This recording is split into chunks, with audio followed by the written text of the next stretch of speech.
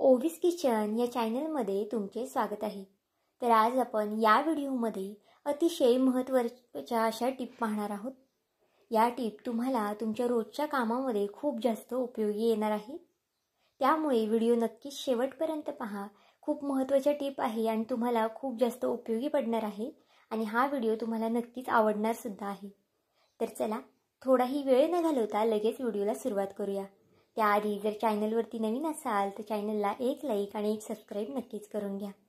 तर बघा आपली पुढची टिप पाहूया। आता घरामध्ये अशा पद्धतीच्या आपण पाकिटे वगैरे वापरतोच। ती फोडतो आणि मग ती नंतर आपण रबर वगैरे लावून ठेवतो किंवा मग गुंडाळून तशीच ठेवतो।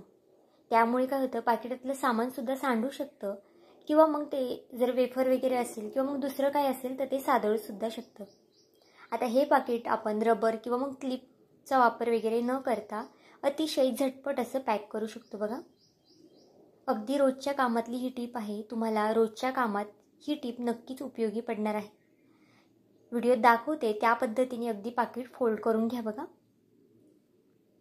आणि अशा पद्धतीने पाकिट फोल्ड केलं ना तर तुम्ही डब्यामध्ये फ्रीजमध्ये किंवा मग कुठेही ठेवलं बॅगेमध्ये तरी सुद्धा आरामात पॅकेट राहतं आणि अजिबातच त्यातलं सामान जे आहे ते सांडणार नाही, सादळणार नाही आणि अगदी व्यवस्थित असं राहिलं जातं। तर ही सुद्धा टिप तुम्हाला आवडली असेल तर तुमच्या मित्रमैत्रिणींना सुद्धा शेअर करा। त्यांना सुद्धा या व्हिडिओचा नक्कीच खूप जास्त उपयोग होणार आहे। तर चला पुढच्या टिपकडे वळूया। आता पुढच्या टिपसाठी इथे मी एक प्लेट घेतलेली आहे। आता आपण नेहमी म्हणजे रोजच घरामध्ये पीठ वगैरे तर नक्कीच चाळत असतो। बाजरीचं, ज्वारीचं किंवा मग गव्हाच्या पिठाचं। आता ते कधी कधी काय होतं छोटी प्लेट असेल ना तर इकडे तिकडे सांडलं जातं किंवा मग काही महिला बाउलमध्ये वगैरे पीठ सुद्धा मळतात व त्यामुळे त्यांना सुद्धा खूप जास्त त्रास होतो पीठ चाळताना। त्यांच्यासाठी अगदी उपयोगी अशी टिप आहे। बघा एका वाटीमध्ये पीठ घ्यायचं आहे आणि ती वाटी चाळणीवरती अशा पद्धतीने उलटी करायची आहे आणि अगदी व्हिडिओत दाखवते त्या पद्धतीने वाटी सहज अगदी गोल गोल फिरून घ्यायची आहे। तुम्ही इथे पाहू शकता पीठ सुद्धा इकडे तिकडे सांडत नाही की आणि चाळणीतलं पीठ सुद्धा जे आहे ते अगदी व्यवस्थित असं खाली पडलं जातं। नक्कीच एकदा ही टिप फॉलो करा, खूप जास्त कामी येणार आहे तुमच्या।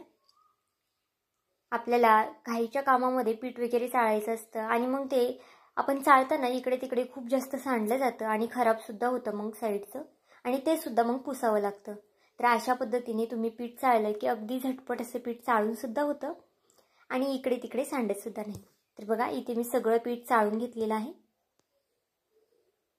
अशाच पद्धतीने तुम्ही जास्तीचं पीठ सुद्धा चाळून ठेवू शकता। अगदी उपयोगी टिप आहे।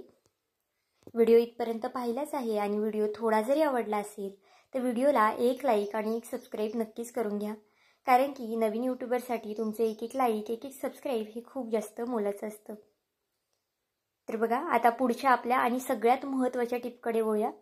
ही टिप सगळ्यांनाच उपयोगी पडणार आहे, कारण की आता पावसाळ्याचे दिवस चालू आहेत। घरामध्ये छोटी मुलं असतात, मोठी मुलं असतात किंवा मग आपण सुद्धा असतो। त्यावेळेस आपण शूज वगैरे तर नक्कीच वापरतो किंवा मग लहान मुलं सुद्धा शाळेतून आल्यावरती शूज वगैरेचा वापर करतात। तर बघा या टिपसाठी आपल्याला एक टिश्यू पेपर घ्यायचा आहे। तुमच्याकडे जर टिश्यू पेपर नसेल तर तुम्ही कागद घेतला तरी चालेल।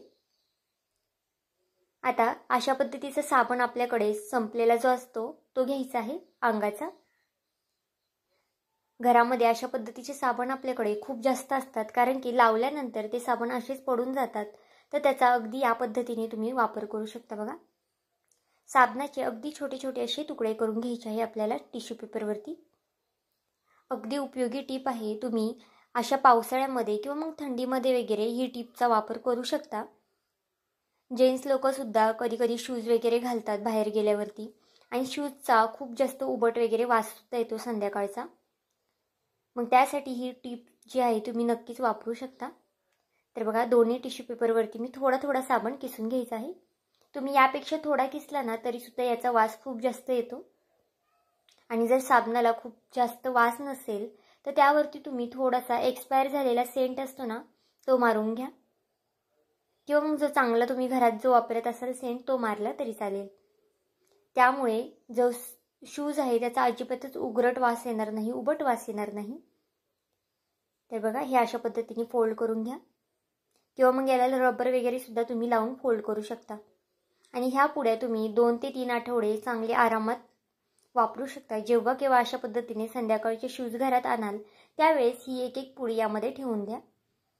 यामुळे शूजचा अजिबातच उघरट वगैरे वास येणार नाही, उबट वास येणार नाही. नक्कीच एकदा ही टिप फॉलो करून बघा. पावसाळ्यामध्ये सगळ्यांनाच उपयोगी आणि कामी येणारी आहे. तर चला आपल्या पुढच्या टिपकडे वळूया. जी तुम्हाला टोमॅटोची टिप पाहिजे आहे ती सुद्धा मी पुढे तुम्हाला सांगणार आहे.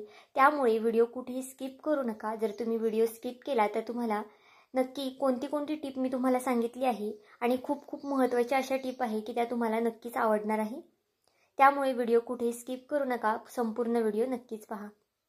तर बघा, आपण ट्रॅव्हलिंग करतो किंवा मग घरामध्ये लहान मुलांची कपडे वगैरे असतात ती आपण अशा पद्धतीने फोल्ड वगैरे घडी करून ठेवतो. पण कधी इकडं तिकडं एका टॉपची पॅन्ट जाते किंवा मग शर्ट जातो. तर अगदी झटपट असं तुम्हाला पॅन्ट आणि शर्ट जे आहे ते फोल्ड कसं करायचं ते मी तुम्हाला सांगणार आहे. बघा, व्हिडिओत अगदी व्यवस्थित मी दाखवत आहे. तुम्हाला नक्कीच याचा उपयोग होणार आहे. किंवा मग तुम्ही ट्रॅव्हल वगैरे सुद्धा करत असाल त्या टायमाला सुद्धा अशा पद्धतीने घडी करून कपडे नेऊ शकता. यामुळे काय होईल, एकाच जागी शर्ट आणि पॅन्ट राहील आणि अगदी व्यवस्थित अशी सापडतील सुद्धा. आणि अशा पद्धतीने फोल्ड केली ना तर कमी जागा लागते अगदी आणि विस्कटत सुद्धा नाही. कधी कपडे पडतात आणि ती विस्कटत सुद्धा. तर बघा, छान अशी फोल्ड करून झालेली आहे. तर बघा, आता आपली पुढची टिप पाहूया. आता ही जी टिप आहे ना ती सगळ्याच महिलांना आवडणार आहे. कारण की आपण नेहमी उभा कांदा चिरतो किंवा मग भजीसाठी कांदा चिरतोच. पण कधी जाड वगैरे कांदा चिरला जातो आणि व्यवस्थित चिरला सुद्धा जात नाही. तर अशा पद्धतीने जे पिलर असतं त्याने आपल्याला हा कांदा कट करून घ्यायचा आहे. बघा, अगदी एकसारखा असा कट होतो, उभा कट होतो आणि पातळ असा कट होतो. आता या पिलरला थोडीशी धार कमी आहे त्यामुळे कांदा इतका व्यवस्थित कट होत नाही. पण जर तुमच्याकडे पिलर चांगला असेल तर त्याने अगदी छान असा तुमचा जो कांदा आहे ते कट होणार आहे. तर इथे पाहू शकता, छान उभा पातळ असा कांदा कट करून झालेला आहे. भजीसाठी आपल्याला नक्कीच अशा पद्धतीचा पातळ असा कांदा लागतो. तर तुम्ही अशा पद्धतीने कांदा नक्कीच कट करू शकता. तर बघा, छान असा कांदा कट करून झालेला आहे. व्हिडिओ जर थोडा जरी आवडला असेल तर नक्कीच व्हिडिओला सबस्क्राईब करा. कारण की तुमचे एक सबस्क्राईब हे नवीन यूट्यूबरसाठी खूप जास्त मोलाचं असतं. तसाच माझा हा व्हिडिओ तुम्ही कुठून पाहत आहात हे सुद्धा मला कमेंट करून सांगायला विसरू नका. तर बघा, आपण टोमॅटोची जी आपली टिप आहे महत्त्वाची ती पाहून घेऊया. ही टिप खूप जास्त महत्त्वाची आहे आणि तुम्हाला खूप जास्त उपयोगी पडणार आहे. आता यासाठी माझ्याकडे घरात खूप दिवसाचा टोमॅटो नव्हता किंवा मग खराब टोमॅटो नव्हता, म्हणून इथे मी तुम्हाला चांगला टोमॅटो दाखवलेला आहे. पण जर तुमच्याकडे खूप दिवसाचे टोमॅटो झालेले असतात आणि मग ते आपण असेच फेकून देतो तर त्याचा फेकून न देता तुम्ही अशा पद्धतीने नक्कीच वापर करू शकता. आता तुम्ही म्हणाल आपण जे कानातले वगैरे आहे ते दुसऱ्या व्यवस्थित कशाने सुद्धा साफ करू शकतो, कोलगेटनी किंवा मग गरम पाण्यात वगैरे सुद्धा तुम्ही साफ करू शकता. पण अशा पद्धतीने कानातले साफ केले ना तर अगदी सहज पटकनी साफ होतात. गरम वगैरे पाणी करायची गरज लागत नाही आणि जास्त घासण्याची सुद्धा गरज लागत नाही. त्यामुळे ही टिप खूप जास्त महत्त्वाची आहे. तर बघा, टोमॅटोमध्ये आपण जे कानातले आहे ते अशा पद्धतीने लावून घेतलेले आहेत आणि त्यावरती आता थोडंसं मीठ घालायचं आहे. बघा, अशा पद्धतीने ज्या पद्धतीने व्हिडिओ दाखवते ना त्या पद्धतीनेच आपल्याला मीठ जे आहे ते पांगवून घ्यायचं आहे आणि यावरती आता थोडंसं इनो घालायचं आहे. अगदी थोडा घालायचा आहे. तुम्ही अर्धा चमच्याला सुद्धा कमी वापरला ना तरी चालणार आहे. आता इथे बघा, ब्रशचा वापर केलेला आहे मी हे कानातले घासण्यासाठी. अगदी हलक्या हाताने घासायचे आहेत कारण की जास्त वगैरे जोर याला लावत बसायचं नाही आहे. कारण की कानातले हे अगदी लगेच निघतात आणि हे कानातले तुम्ही जर इतर वेळेस घासले ना तर आपल्याला खूप जास्त घासावे लागतात, गरम पाण्यात हे करायला लागतात किंवा मग कोलगेटनी सुद्धा आपण साफ करतो. पण या पद्धतीने कानातले नक्कीच साफ करून बघा. 1 ते 2 मिनटं लागतात फक्त साफ करायला. अगदी कमीत कमी वेळेमध्ये हे कानातले आपले क्लीन होतात. आणि टोमॅटो वगैरे आपल्या घरात जर खराब झालेला असतो तर तो टाकून देण्यापेक्षा तुम्ही अशा पद्धतीने त्याचा नक्कीच वापर करू शकता.